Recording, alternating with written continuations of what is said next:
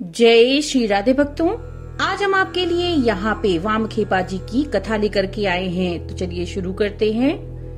वामखेपा जी एक अघोरी तांत्रिक और सिद्ध पुरुष थे। तारापीठ से 2 किलोमीटर दूर आटला गांव में सन 1244 के फाल्गुन महीने में शिव चतुर्दशी के दिन इनका जन्म हुआ।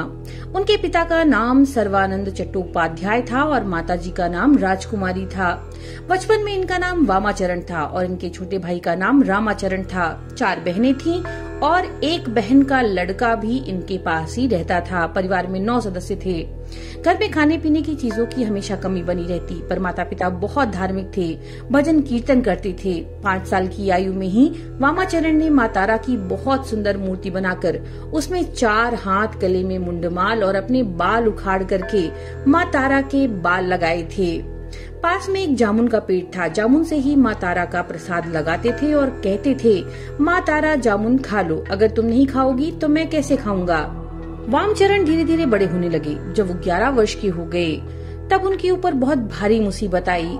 उनके पिताजी सर्वानंद जी बहुत बीमार हो गए और माँ काली, माँ तारा कहते कहते स्वर्ग सिधार गए। वामचरण ने पिता की देह को तारापीठ के शमशान में ले जाकर उनका अंतिम संस्कार किया। माँ ने किसी तरह से मांग करके श्राद्ध का काम पूरा किया। घर की खराब हालत सुन करके वामचरण के मामा आकर के दोनों भाइयों को अपने घर नवग्राम ले गए। वामाचरण गाय चराने लगे और रामचरण गाय के लिए घास काट करके लाते। आधा पेट जूठा भात खा करके ये दोनों रहते। एक दिन रामचरण के हंसिये से घास काटते हुए वामचरण की उंगली कट गई और गाय खेत में जाकर फसल खाने लगी। खेत के मालिक ने मामा से शिकायत कर दी तो मामा ने वामखेपा को छड़ी लेकर के बहुत मारा। इसके बाद वामचरण भाग करके अपनी माँ के पास आटला गांव आ गए। उधर रामचरण को एक साधु गाना सिखाने के लिए अपने साथ ले गए। वामाचरण ने घर आकर के निश्चय किया कि वे अब शमशान में ही रहेंगे। उस दिन पूर्णमासी थी। कई आदमी वहाँ पर बैठे हुए थे। वामाचरण उनके पैर दबाते दबाते सो गए। एक बार वामाचरण ने एक बैरागी से गांजा पीकर उसकी आग असावधानी से फेंक दी। उससे भयंकर आग लग गई और कई घर जल गए। जब लोग वामाचरण को पकड़ने लगे तो वामाचरण उस आग में कूद गए और जब वे आग से बाहर निकले तो उनका शरीर सोने की तरह चमक रहा था। माँ तारा ने अपने पुत्र की अग्नि से रक्षा की थी और ये देखकर सब हैरान रह गए। इसके बाद वामखेपा का साधक जीवन शुरू हुआ। मोक्षदानंद बाबा ने उन्हें शमशान में आश्रय दिया। कैलाशपति बाबा उनसे बहुत प्यार करते थे। एक दिन कैलाशपति बाबा ने रात में वामाचरण को गांजा तैयार करने के लिए बुलाया। उस रात वामखेपा को बहुत डर लग रहा था। असंख्य दैत्याकार आकृतियाँ उनके चारों ओर खड़ी थी। वामखेपा ने जय गुरुदेव, जय माँ तारा पुकारा तो सभी आकृतियाँ लुप्त हो गयीं और वामाचरण ने बाबा कैलाशपति के आश्रम में जाकर के गांजा तैयार किया।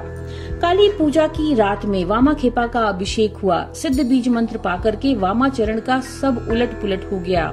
सैमल वृक्ष के नीचे जप तप करने लगे। शिव चौदस के दिन वामखेपा ने सिद्ध बीज मंत्र को जपना शुरू किया। सुबह से शाम तक ध्यान मग्न होकर माँ तारा के ध्यान में लगे रहते। खाना पीना भूल गए। रात में 2 बजे उनका शरीर कांपने लगा।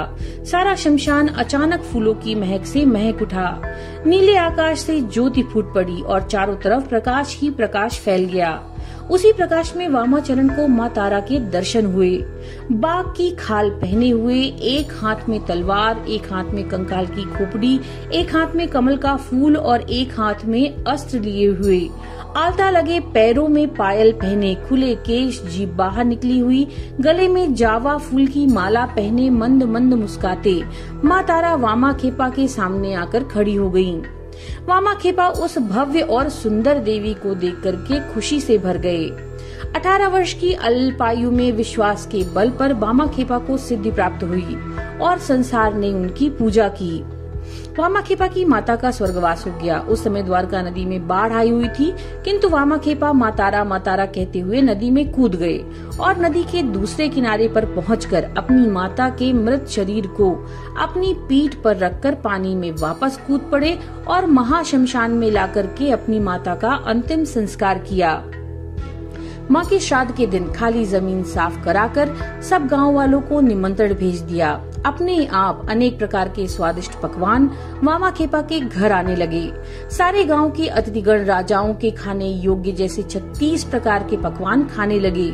तभी आकाश में घने बादल छा गए। वामा खेपा ने माँ तारा को याद करके लकड़ी लेकर उससे चारों तरफ घेरा बना दिया।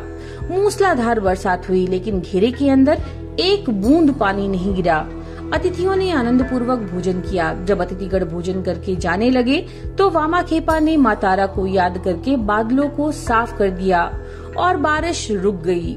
वामा खेपा को देखने से लगता था कि वे बड़े कठोर हैं, लेकिन उनका हृदय बहुत ही पवित्र और कोमल था। वे अपने भक्तों के अनुरोध पर कई असाध्य रोगों को ठीक करते थे।